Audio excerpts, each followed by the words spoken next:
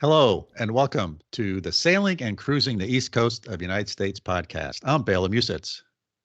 And I'm Mike Wasserman. Hey, Mike, before we dive into this episode, we need to say a special thank you to our supporters. Several listeners have made a monthly financial contribution to support the podcast and to help defray the cost of producing these episodes. And now we actually have a Patreon page. So supporting the podcast is super easy. Just go to patreon.com/Sailing the East. And you can also now find our podcast on YouTube, as well as your favorite podcasting app. So for you YouTube fans, just search for Sailing the East and you'll find it. So thanks again to all of our listeners, and a special thanks to our supporters. And Bela, this is also a incredible job that you're doing, Patreon page and all. I'm very impressed. But today we have bigger fish to fry, so to speak, the exciting conclusion of part 2 of our conversation with Mike Malekoff and his journey from Lake Champlain to the Bahamas. So listeners, if you haven't already done so, go back and listen to the last episode, number 72, before you go further here. Otherwise, it won't make any sense. Okay? Got it? Okay.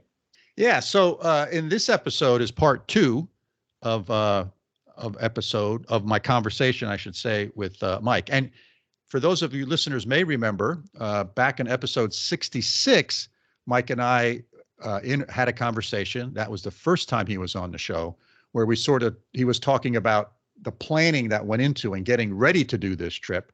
And now episode 72 and 73 are all about what he's done so far.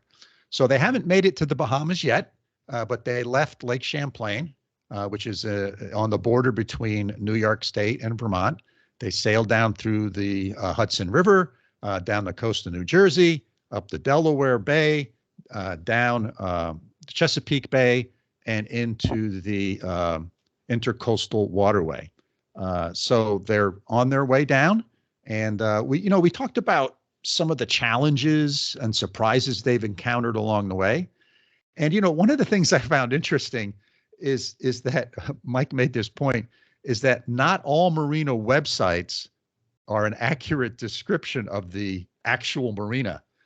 So he said they encountered some surprises, like non-working pump outs and no fuel. And you can think about, if you're on a trip and you're going to say, okay, we're going to stop at this marina, I'm going to get fuel, and I'm going to pump out my holding tank. And then you get there and one of those doesn't work. It sort of puts you in a bind, because now what are you going to do if you need gas? It's like going to a gas station out in Arizona where they're not real close to each other, and you got to get gas. And they say, sorry, we're out of gas, or sorry, the bathroom's closed. So it's interesting. And I think part of the lesson there is sometimes it makes sense to call ahead and to confirm that, yes, indeed, the services that you're looking for in a marina are up and running. And I've encountered this in the past as well, particularly early in the season or late in the season, because some marinas start shutting down as the weather gets colder, and certain facilities are not open or not working. So I think the lesson learned there is it's certainly worth a phone call. Yeah, I think this is a great story. Maybe we should just dive right in, yeah? Part 2. Yep, sounds good, Mike.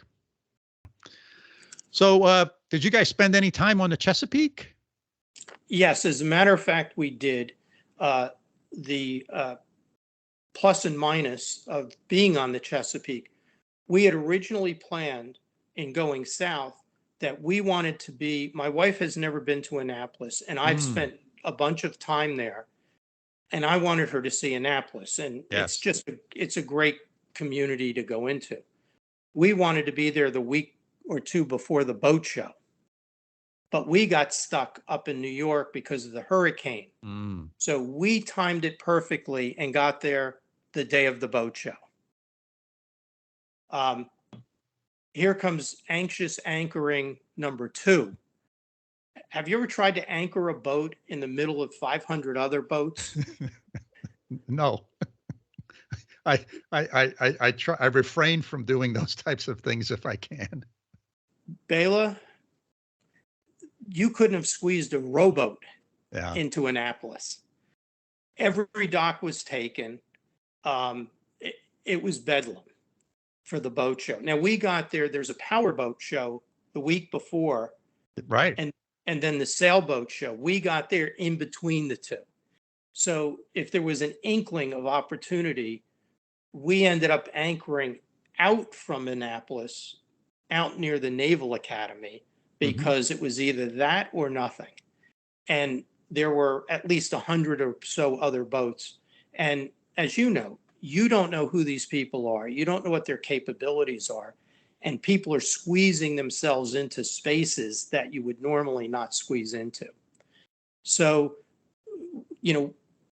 we made the decision, this isn't Annapolis normally, because everything in the docks and everything was all closed. Right. Because they gate everything off so you can't even walk near the waterfront. Now, the only reason we stayed one night is my wife's brother works in DC, so he was coming to see us. So we saw him for dinner, and we quickly made the decision that this isn't fun. Yeah. And we can't really hang in Annapolis. So what we did is we crossed the Chesapeake the next morning and we went to St. Michael's. Yeah. Beautiful place. Beautiful place. Let me tell you, my wife loved that. And I had been there because I took my sailing courses in the Chesapeake, and that was one of the stops we made. And the marina was great. The town is great. It's all the little restaurants, the shops, it was perfect for what we were looking for. And we stayed there 2 days. Yeah. Yeah. That's a beautiful little place back there. Yeah.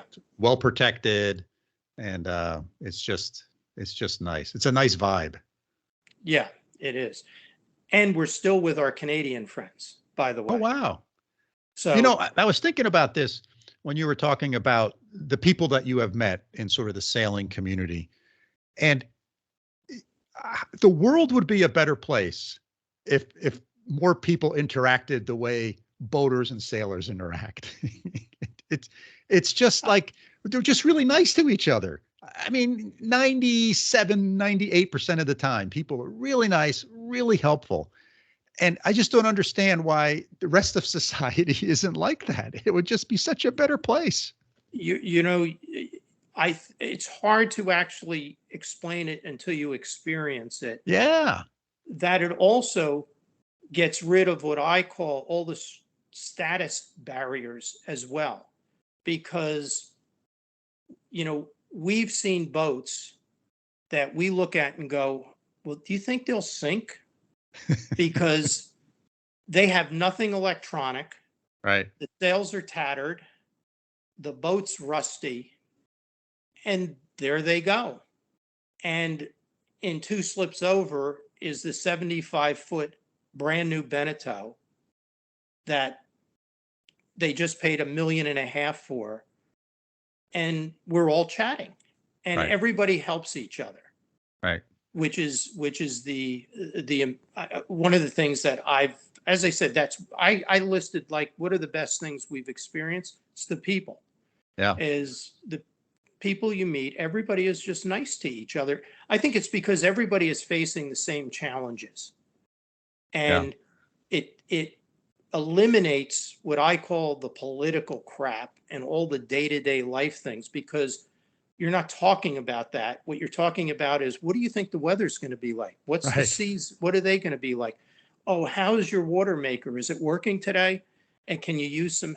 So it changes the dialogue, and everybody just talks about their boat, the boats, and sailing, or sailing, or the power boat. Yeah. Well said. Yep. Well said. Yeah. Yes. So let's see. Working your way down to Chesapeake now? Correct. So now we've been there. Now we're going to work our way down the Chesapeake. And as I said, everything is going fine. Our Canadian friends have decided they left early because they are actually going to Norfolk, and they're on one of those rallies. Oh, And yes. there was the rally that was leaving 140 boats to Antigua. Yeah. The Salty Dog Rally, I think. That's it, the Salty Dog. Yep. So they were participating in that. but they wanted to get there early. It was supposed to leave November 1st. They were going to get there a week early. They have a daughter that's there. So they headed out a little bit sooner. And they were maybe 3 hours in front of us. And we're going down the Chesapeake, and it's another beautiful day, and everything is fine. And just like the Delaware, things can turn in an instant. And all of a sudden, the winds shifted, and now they're coming up the Chesapeake. And it went from 5 knots to 30 in 15, 20 minutes. Wow. And they were planning to go all the way down. Now they're calling us, telling us what we're heading into. And they said, now you guys were going to go into an anchorage. Which anchorage? Tell us quickly. Yeah. And fortunately, we had planned, and I had charted out an anchorage that was supposed to be very good. And I said, well, here's where we're going. And they said, we're going to use it too. Help us. Where is it? And they said, and by the way, hurry up. And so now we're cranking up the engines to move a little bit quicker. And that was the worst experience. We had 8-foot waves on the bow that were breaking. And that was probably, I think, our biggest anxious moment, because we couldn't see the crab pots anymore. Yeah. And anybody that's been on the Chesapeake knows that there are crab pots everywhere. So fortunately, they got into this anchorage before us, and they were then telling us, by the way, you want to stay out further beyond the beacon. Don't go near the beacon, and they were telling us where to go. And that's how we were, sort of worked out for both of us. But Sure. it was an hour of the boat going and slamming down. And finally, I was able to, the tough thing is you want to get through there quickly, but to control the boat, you got to slow it down.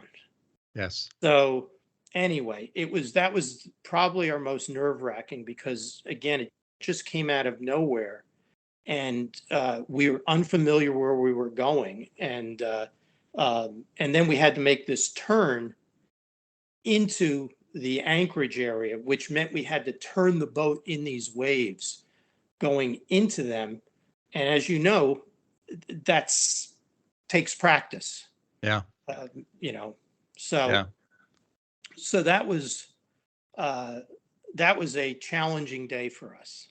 It really sort of helps you understand the importance of how far apart waves are, right? So in lakes, oftentimes you'll have 6-foot waves, but the waves are only 6 feet apart. Yes. And you get out into the ocean, you can have 6-foot waves, but the waves are 15 or 20 feet apart. That makes a world of difference.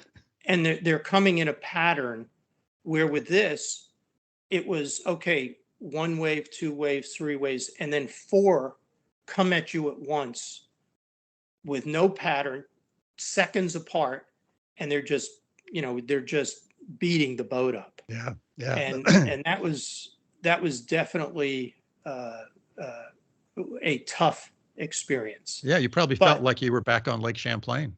I did. I said to my wife, I said, it was worse than Lake Champlain for a while, but I said, at least I had a good feel for it of how to surf the waves. Yes. So that we weren't just pounding into them. But I've said to myself, I want to learn more and understand how to, sail or navigate the boat in crazy waves. So I've been reading a lot more after that experience. Yeah. So anyway, we got partway down. We were fine. And then the next couple of days, we moved further down the Chesapeake.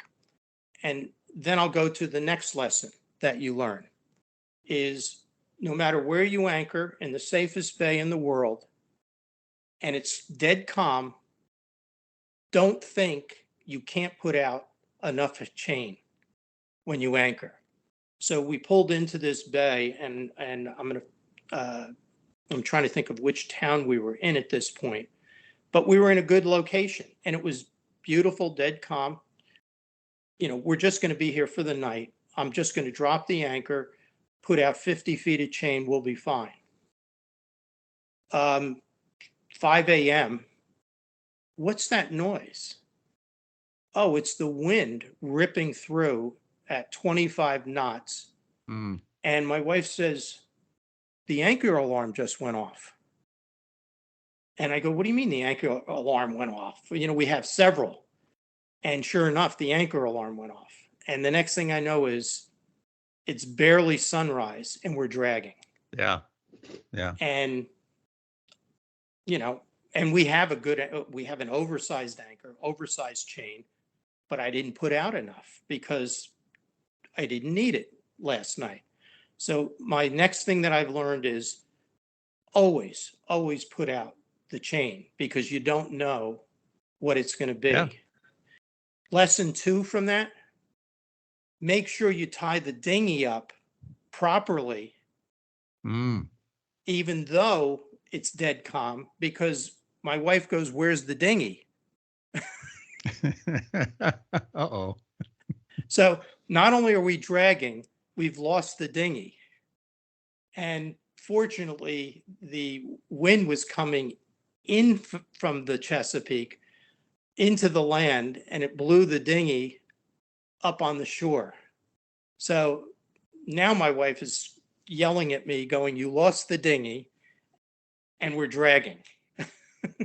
So I also said, we've now learned how in 25, 30 knot winds dragging, how to fix it, which is you got to move the boat up slowly toward the anchor because you can't pull the anchor up with the boat yanking it. And I had to ask her to drive the boat, which she doesn't like to do in high winds, so that I could deal with the stuff going on the front of the boat. And it was nerve-wracking because the wind just yanks the bow back and forth, as you know. Right. And she's just saying, I can't control. I said, give it more power. The boat has the engine to push us. So it took like half an hour, but we're looking, and I said, I know this was stupid what I did, but 3 other people did stupid things too because they're dragging in the same bay. Yeah. So we got the anchor up. I moved the boat up again. I dropped the anchor, had the appropriate amount of chain now, and the boat settled. But now our dinghy is a quarter of a mile away on the beach. Yeah. So having come from Burlington on Lake Champlain, and the water is 50 degrees even in the summer on Lake Champlain, as you probably know. Yeah. Yeah. Yeah. I said to her, I'm going to go swim and get the dinghy because the water's warm. So she naturally took videos of me playing Navy SEAL with my life vest on, and I had to swim to shore, and the dinghy was, the reason it broke loose is because of the waves it filled with water. Oh, yeah. So that's why it yanked loose, because it got so heavy. So Sure. I had to empty the thing. Of course, I had nothing to empty it with because I swam to the thing. So I'm using my hands. And so there was another life learning experience of put out enough chain and make sure your dinghy is always tied up correctly if you're leaving it tied to the back of the boat. Yeah. Yeah. Yeah. Well, I heard someone once say that anchor chain does no good when it's in the anchor locker. Where were you in that episode that I could have learned that? Because, it's just totally useless in the anchor locker. All it's doing is making your bow heavy. Exactly. So, and part of that also with the dinghy experience that we also learned was we had the dinghy on the davits coming down the Chesapeake because it was so wonderful until you get into 8-foot waves. Right. And now the dinghy is swinging like crazy. So when we got into this other anchorage, I put it down with the intention of putting it on the boat the next day, which didn't happen. And so the other thing is make sure it's either tied tight to the back or get it on the damn boat. So we actually now know that experience is if you're going out in the ocean or you could encounter heavy seas, you can't leave your dinghy tied on the davits or dragging behind the boat. Yeah, you got to You put it got on to put deck. it. So we now have the dinghy on the front of the boat strapped down with the engine where it belongs on the back of the boat. Yeah, yeah. I learned that lesson coming up from Florida out in the ocean. We hit a storm, and the dinghy was on davits in the back, and we thought we had it sort of lashed to the boat as tight as we could, but it was like its own sail back there. The wind Yes. was just sort of flopping it all around the place. Right. So yeah, yeah, So those are things that you learn by experience. yeah, And I think that's one of the things with this whole thing that we're doing of the highs and the lows is those things that you just kind of shake your head and say, why didn't I know that? yeah, But there's so much to know when you're doing this for the first time that I kind of chalk that up and say, we were, me swimming to get the dinghy, we sort of laughed about afterwards. yeah, That we got through the dragging anchor and the dinghy. And, at the time, it's all panic because yep. you're dealing with the winds and dragging and all of this. And, as I said, an hour later, when it calms down, you're laughing about it. Yeah. So, Yeah.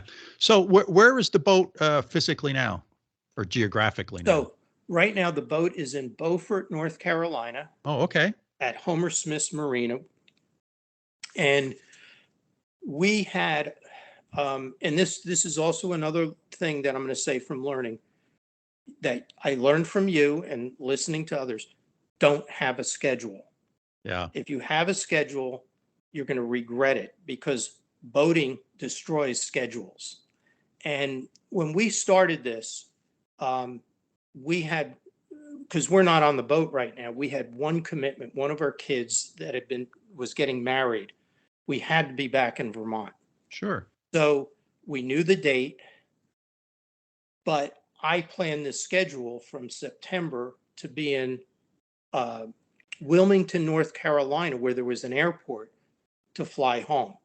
So 5 months ago, I had bought the tickets. So when we left Vermont, I had to be in Wilmington before that plane left. Now, that wasn't like a real tight schedule. I had built a lot of time in. Sure. And we were doing well. We made up time after the hurricane thing. And we were having a good time on the ICW.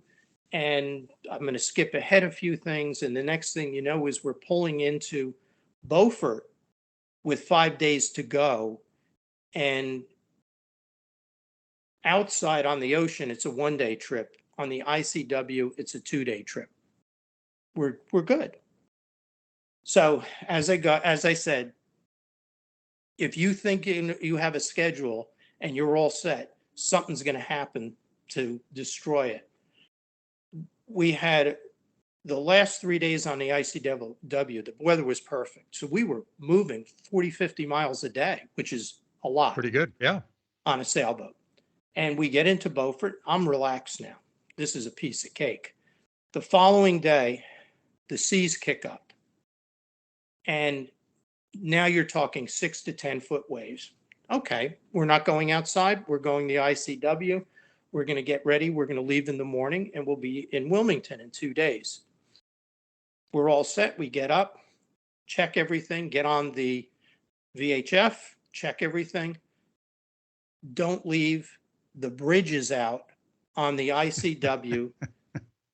It broke, the swing bridge. Yeah. It's out of operation. What do you mean? It broke. Yeah. I remember So- on one of our trips, one of the railroad bridges was broken, and it was closed for like 2 days. It was broke for 2 days. They couldn't open it, right? So I mean, it was fine for the trains; they could go, but they couldn't open the bridge. Yeah. So, okay, well, they're going to fix it, right? It's on the ICW. You've got hundreds of boats heading south, and they're all lined up. Everybody's moving, following each other. No, it's a private bridge. It's not run by the railroads. It's a development that has a bridge over the ICW. Okay, today, tomorrow, the next day, they have to make parts. So my 5-day window evaporates. So I'm looking at saying, well, Beaufort's an hour and a half drive. So I go to the marina where we're at. And I said, can I cut a deal to leave the boat here for the next 4 weeks or by 4 weeks? Because we have to be down in Wilmington in 2 days to get on a plane. And fortunately, we were able to make that arrangement. And we were close enough to Wilmington that we rented a car, drove to the airport, and flew back home. Yeah. But here it was. I had planned this over 6 months. I knew every stop where we had to be in Wilmington. And I get within 50 miles of Wilmington and everything went up in smoke. Yeah. So our boat's sitting in Beaufort, North Carolina right now. And again, you'll appreciate this. A guy comes up to us when we're in Beaufort. He says, I noticed you've got a Hunter 44DS. He says, do you have spare parts? And I said, well, I don't know. What's going on? He says, do you see that boat over there across the aisle? And I'm looking. He had the same exact boat, model, year, everything. It was a mirror image of what we had. Remarkable. And the other thing is, I don't care how new or old your boat is, everything breaks on boats. And the poor guy was, everything on a boat is marine. You can't go to Lowe's, you can't go to Ace Hardware to buy something that you think will work on your boat plumbing wise, because everything is a different size. And he needed, as you know, you have not PVC, the blue and red. That's you right. Probably have. Do you know you can't find that stuff? Well, it's not the PEX that yes, it's PEX. Is used for homes. It's metric PEX. It's 15 millimeters. It's not a half inch. I learned that the first year I had my boat, because when I saw the boat, I said, oh, this is great. It's PEX, just like at my house. and I had a broken fitting, and I, well, wait a minute, it doesn't fit. It doesn't fit the PEX. Oh, by the way, this is metric stuff.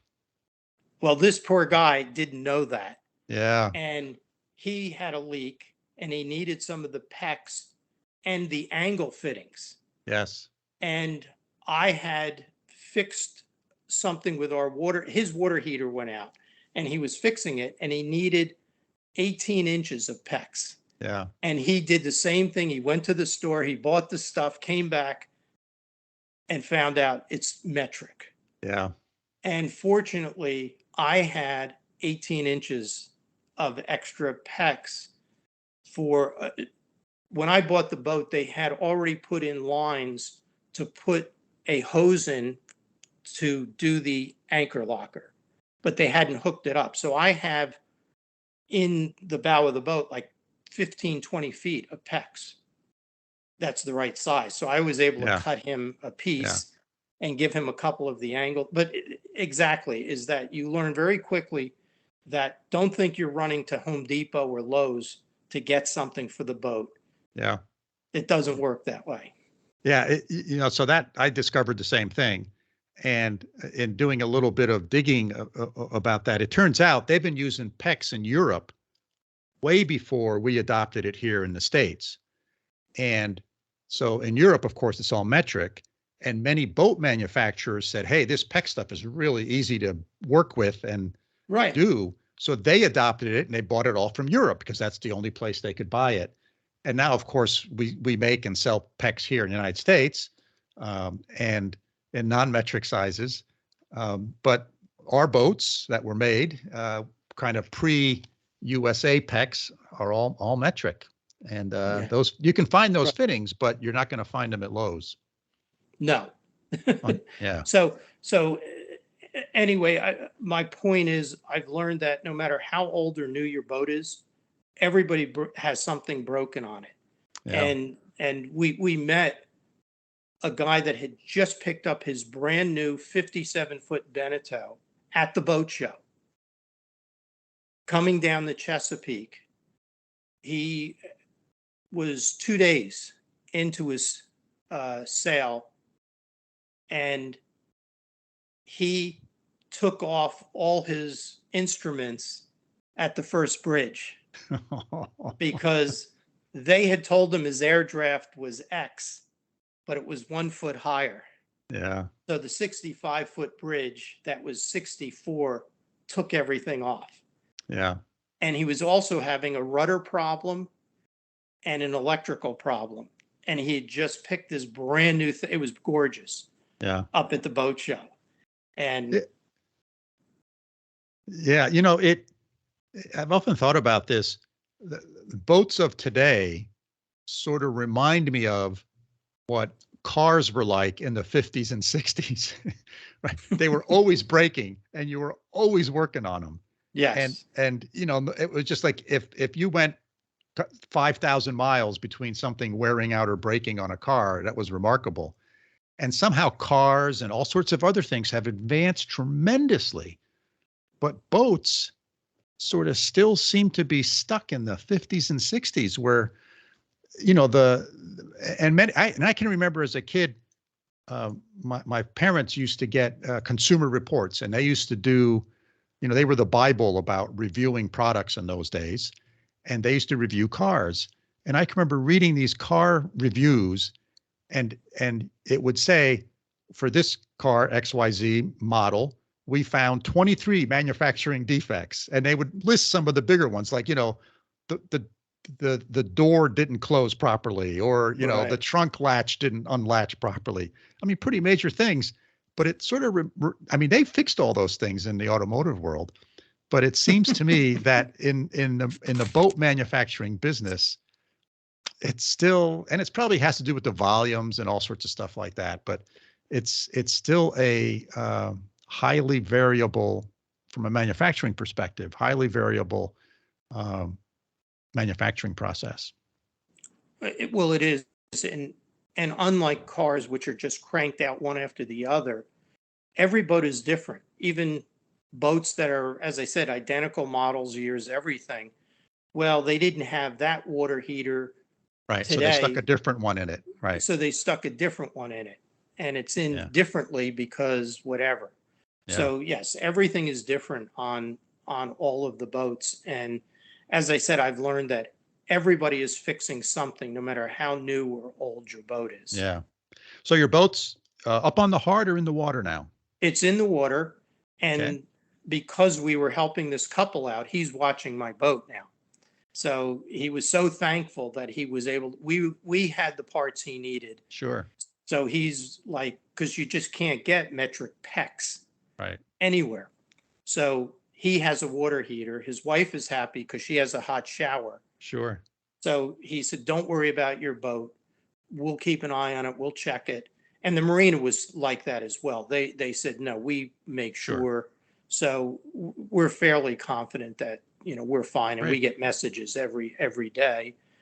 And then our Canadian friends that we met, they're now, I think, several hundred miles offshore heading to Antigua because we can follow them on the AIS systems.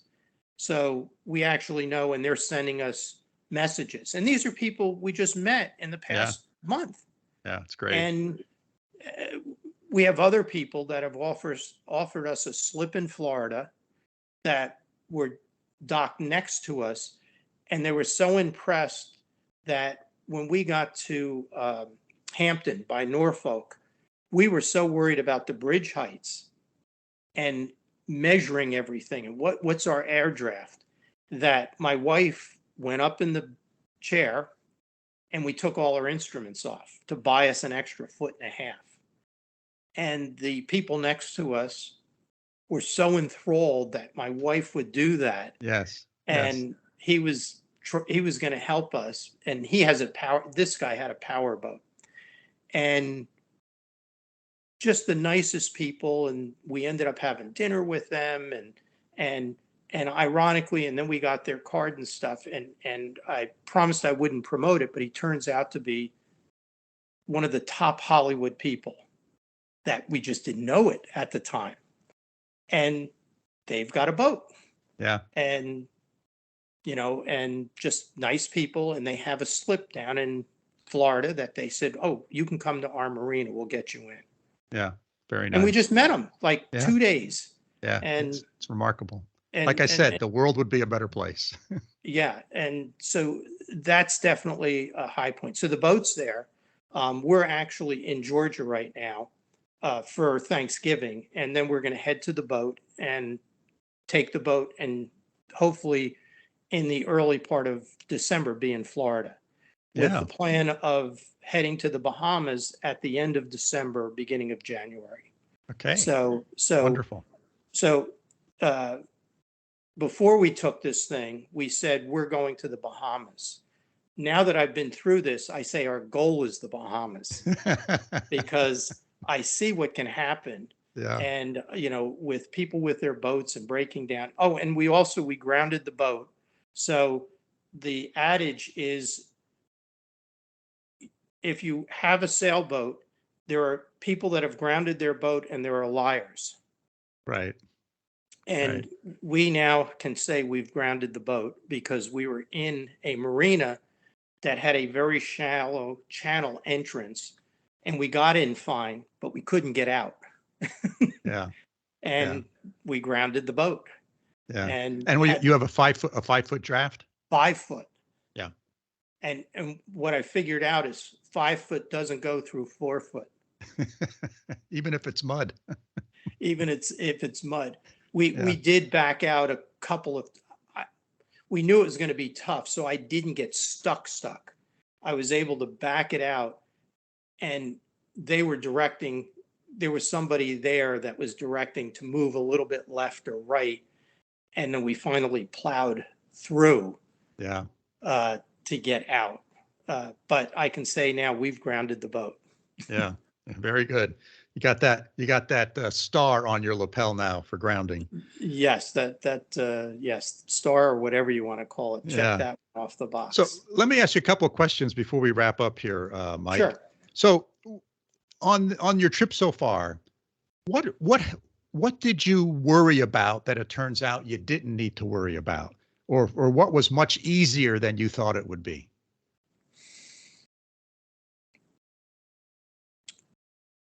You notice my silence? Yeah. That's a fair answer.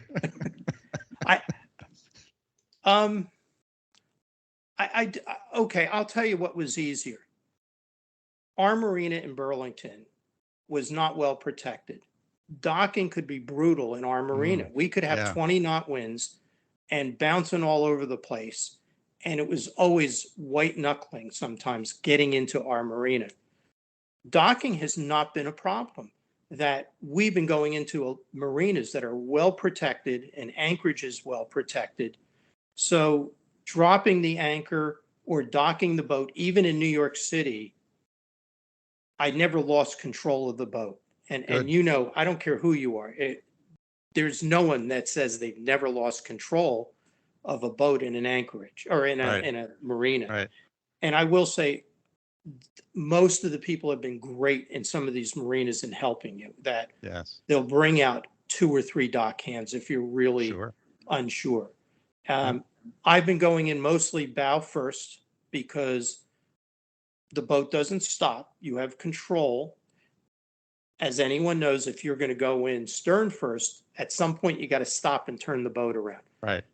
I've done it a couple of times. My wife is uncomfortable because we don't know the marina a lot of times, and it could be. But when it's dead quiet, I've said, I'm fine, I can spin the boat. But docking I would say that's something that, knock on wood, has been easy for me. Yeah, well, that's good. So let me ask my other question. So is there something that you wish you had that you don't have? Or maybe you didn't have it in the beginning, but you have it now? Was there something that turns out, man, I really wish we had that? I don't think so. I think that we've been preparing for this for 2 years. Yeah. And I say from my perspective, I'm a detailed person. My wife is a tech person who's even more detailed. We had lists upon lists upon lists of all the things that we would need, including spare parts. Yes. You can't get an oil filter for our boat right now, but I've got three Oh, spare. that's why, because you got them all. Yeah, I got them all. But I would say, no, I think we've been really well prepared, Yeah. that we've had all the right things up to this point. Um, the one anxiousness that we botched up, and I can't really say that we botched it up, but I knew we had to go under bridges along the way. And I knew what the clearance is. 65 foot is the natural clearance. So when our mast came down, after the locks, I measured everything 3 and 4 times and measured everything to find out that what was in the manual was 1.5 feet off. So now I'm sitting there going, we're 63.5 feet. And the anxiousness of leaving the Hudson going all the way down, what are we going to do? What are we going to do? Yeah. And it went all the way down to Norfolk, which is where you enter the ICW and the bridges start. So we decided to take the antenna and everything off the top to bias that 12 or 13 inches. I said to my wife, I said, listen, you're going up there. I said, our mast rakes back a little bit.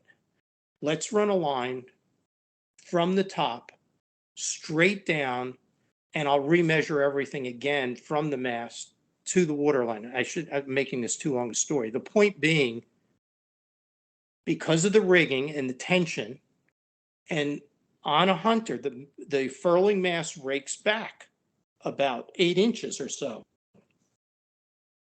It turns out that the manufacturer thing was correct if you measure while the mast is up.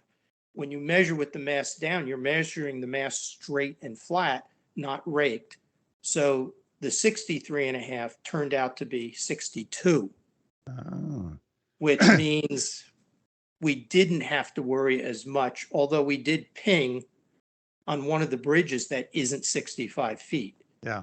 So I would say that was one of the things that was just this anxiousness, getting all the way to Norfolk. What are we going to do? We were actually, you're going to laugh at this. This was this boat next to us watching us. I said to my wife before we measured this, I saw a video that we can take the boom, put it out to the side, and put weights on it to tilt the boat under the thing. So these people in their big power boats are watching me sit on the end of the mast or the end of the boom while she's checking the percentage or degree of lean. Getting out your trigonometry book. Oh my gosh. Doing arc cosines of this angle.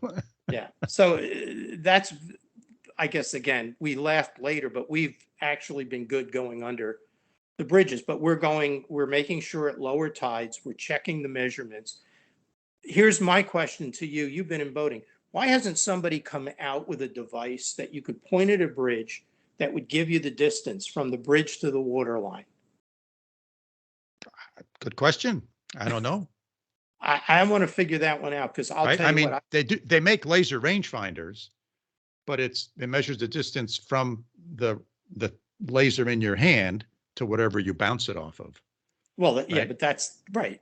That doesn't work. You'd have to jump into the water, swim under the bridge, and hold it at the water line up to the top of the bridge. I want to figure that one out, because if I know I could sell 1 million of those instantly to the sailboats. Oh, and I will say one other thing that someone showed me that other people said that's ingenious is that because we were worried about the bridges, the main thought is go up very slowly when you get up to the bridge. And if you start to tap your mast Yes. go the other way. Well, somebody said to us, well, why would you wait until you're hitting your mast? Why don't you do this? And it was like this light went off. I went to Home Depot. I bought a 4-foot wood dowel, and you tape it to the top of your mast facing forward. Uh-huh. So if you're going to hit, you're going to hit the stick first. Oh, so it's horizontal. It's The stick is horizontal horizontal, to the but taped front to of the the top boat. of the mast. Yeah, that Yeah. makes sense. And it's like, so everybody was looking at that going, is that an antenna or what is, and I started teasing people. I said, that's a new satellite thing so that we can watch TV. Right. Really? But others were looking and said, that's a great idea. Yeah. That if you're worried, that way you're not hitting your mast or Yeah, your you're making instruments. a sacrificial device that you It's can break buying it. you It's 3 okay. feet is what it's doing, Yeah. 3 or 4 feet. So anyway, Yeah. that's my mast story. Yeah. Yeah. Well, hey, Mike, this has been great. It's been wonderful to catch up with you. We've been going an hour and a half almost. I'll probably break this into 2, possibly 3 episodes. But I think we'll have to get together again when you're further along in your adventure. Notice I didn't say when you're in the Bahamas. Right. I hope we can, because Yeah. as I said, for all of the different things, it's been a great experience. And, we could be sitting on the porch, letting grass grow under our feet. Hmm. Or as my wife said, we could be doing this crazy thing that, most people would never do I hate to say, at our age. Yeah. And we've just had a really good time. There are times when we yell at each other, which I think any couple will tell you on a sailboat. Yeah. But you probably did that before you started sailing too. That's true, but a whole different topic Yes. now. We have new things to yell at each other about, but you got to get headsets, because I told my wife at one point, I don't understand your hand signals from the Yeah. bow of the boat when things are going wrong. So And- I'll tell you, my wife and I, we use our cell phones. So we just call each other and, Right. use a Bluetooth in your ear, and that's what we do. And it works quite well. If it's super windy, of course, it's not great. Exactly. But it's still 95% of the time it works great. If you have a cell signal. Yeah, where we are these days, we almost always have a cell signal. Right. So it hasn't On the been an ICW. issue, but that can be different on the ICW for sure. Anyway, we bought the Bluetooth headsets. Yes. And they're just great. And as a matter of fact, we've actually convinced a couple other couples saw us, and they were like, well, that's great. And the husband and wife naturally say, see, I told you, we don't need to yell at each other. So it's definitely made life easier, because, as you know, when you're docking, you can't see from back there. And this idea of hand signals just doesn't work. And my wife says 6 feet, 5 feet, 4 feet. And I can hear her, and I can say, okay, I'm going to start. And she says, start moving to the right, whatever. But so anyway, that's they're great. That's where we are. And yeah, we've enjoyed it. And if you're thinking of doing it, I mean, it's like a whole new world is what it is. And I guess since we're ending, I'll leave you with this. The other high point, my wife's seeing dolphins. Yeah. That we actually, on the Chesapeake, the dolphins came by the boat, went with us on the boat, and they're going underneath, and they'll go from one side to the other. So my wife, that was one of her things, in watching all the videos with the, why do the dolphins like to ride with boats? I don't know, but we had that. So yeah, it's one of the magical things about being out on the water on a boat when those dolphins show up. It's just whatever it is. I don't know what it is. They have this power over human beings, and it really is cool. So anyway, I really appreciate you inviting me to share our experience Yep. I hope it helps others because, it's hard work. There's no doubt about it. It's harder than I thought it was going to be, but the highlights are higher than what I thought it was going to be. Yeah. So it's been a lot of fun, Yeah. to say the least. And we've met great people. That's one of the best parts of it. Yeah. The way I characterize it is it's not as hard as you think it is, but it's more work than you thought it would be. Yes, that's a perfect, your words. Yeah. Yes, that's exactly what it is. Yeah. It's not intellectually hard, right? It's not mathematically difficult, but it is a lot. It's a lot of work. And oftentimes these things are always, at least I find it to be, not as difficult as you think they're going to be. Once you take that first step, you build a little confidence, then you take the second step and you build a little more confidence. I mean, that's the whole reason I've been solo sailing this summer a half a dozen times, just to sort of have me build up my own confidence, because when you're out there by yourself, it forces you to think through everything you're going to do. And it makes me a better sailor. Yes. Right? I don't do it because I want to solo sail, but I do it because it hones your skills. All of a sudden, you become much more in tune to what the boat is doing and when to reef your sails and how am I going to anchor myself? What do I need to do? And coming into the dock by yourself, et cetera. It really polishes all those skills. And that was the reason I did it. It was just to kind of push myself a little bit. Right. And I've listened to those podcasts. Oh, yeah. Yeah. I love the way you get a mooring ball by yourself. Yes. It works out well. I will email you because I want separately to understand the furling part, the way you furl by yourself with the mainsail using my various winches. The winches and stuff, and the way because I didn't quite, I think I missed a little bit about that, but anyway. I probably didn't explain it very well because it's challenging to sort of explain that, but yeah, we can do that separately offline. Yeah, I'm happy to have that conversation. Because I'll say this. It took me a while.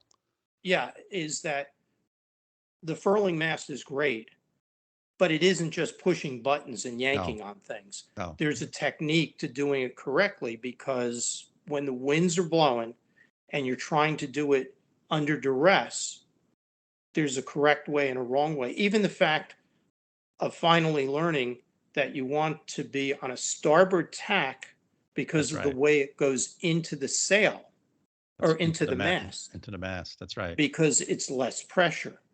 So anyway, I really enjoyed that thing that you did on your solo sailing, because it does refine your techniques because you're all alone. Yeah. Yeah. So let's do we can do a phone call or something on that furling the main. And each boat is different, right? So you have a Hunter, I have a Hunter, they're laid out the same. So it'll be identical, I think. Oh yeah, yours, because it sounded like yours is set up identical to mine. Yeah, and I furl it that way even when I have multiple people on the boat now. I mean, that's my way of doing it. Mm-hmm. Right? Yeah. Because it just works so well. And I can control everything. So anyway, very good, Mike. Thank you so much for being on the podcast. Oh no. And we'll pick this up at some point in the future when you're further along on your trip here, and we'll have another episode or two. Bela, thank you very much again for having me or us on here to share our trip, and hopefully people can learn from our experience, both the good and the bad. But I will say it's been definitely an exciting adventure. So I'll leave it at that. So yeah. That's great. Thanks, Mike. Thank you. Have a good evening. Bela, that was really a great conversation, a great wrap up to a long story, but a great story. Two main elements really struck me, I think, about what was going on here. And first was, I really enjoyed this kind of fresh perspective on the difference between preparation for a sail and the reality of a sail, and how you really have to be ready for anything. You can plan really well, but things are going to go amiss, and you've got to both have this plan, but you have to have the flexibility and the wherewithal to adapt to changing conditions, which I thought was really cool to hear that from Mike's perspective. And then kind of the second piece, I think, was the community that Mike and his wife found, and they built so many interesting connections with other sailors and people at the various stops along the way, and really a community of helpful people and kind people, and I just thought that was really cool. What did you think? Yeah, those are two really good points, Mike. I think on the preparation piece, I heard somebody once say, it's amazing how lucky you are when you're well prepared. And I think that's true about many things in life, and it's certainly true in sailing. And I think the other interesting thing is I've been out on other people's boats when, the weather is not as predicted, and people get all upset. They say, well, wait a minute. The weatherman told me it was going to only be, 10 knots of wind, and we're out here and it's 25. And you have to remember that a lot of these services that we get, like weather, etc., that's a model. It's predicting the future, and it's just like anything else that predicts the future. It's not 100% accurate. So your point of you have to be prepared for when things don't go as well as you might think. So you always have to have sort of a plan B and a plan C. If you're traveling and your idea is to go, 50, 60 miles today, and you have a marina picked out where you're going to stop, or an anchorage, but for some reason something happens on the boat, or some reason the weather's not as predicted, you have to have a place that you can stop in that's shorter. So when I do these trips, I always have like a sheet of paper where I have all the places laid out that are possible. I have my goal, but between where I am in the morning and where I want to get to at the end of the day, I have sort of exits along the way that if I need to, I know I can go in there, either to get out of bad weather, or if I need something. So I think that preparation is really key. And I think you and I have talked about this in past. The sailing and boating community is incredible. And I know I said this in my conversation with Mike, is that, God, if all people were like that community of people willing to help each other and kind of overtly help each other. I've been on my boat and I'm, moving something in the cockpit, and someone walking by will just stop and say, hey, you need a hand? I mean, that doesn't happen in life. At least it doesn't happen to me in the other parts of my life. I could be trying to put a sail up by myself or carry something, and someone will just stop and help you. Or you're coming into the dock and people will get off their boats, walk over to where your slip is to catch your lines for you. And it's just amazing to me. And I've been looking for parts on my boat sometime, and people have given me parts, and I've given people parts. So there's just this great sort of community. And gosh, I wish more of the world was like that, because it would certainly be a nicer place. But yeah, so I think those are two great points that you made, Mike, and I certainly agree with them. Great. What do you think? Time to wrap this one up? Yeah, let's do that, Mike. All right, listeners, thanks for joining us for yet another episode of Sailing the East. We hope you found our conversation today, both part 1 and part 2, interesting and thought-provoking. If you have questions about what we've discussed, as always, please feel free to get in touch with us. Our email is sailingtheeast, all one word, @gmail.com. Yeah, thanks for listening. And if you know of someone that would be a good guest for the show, let us know. We'd love to have them on. So hope to see you out there. Winter's coming here in upstate New York. So I'm starting to be going skiing shortly, but I'm already thinking about next summer and next spring and getting out on the boat again.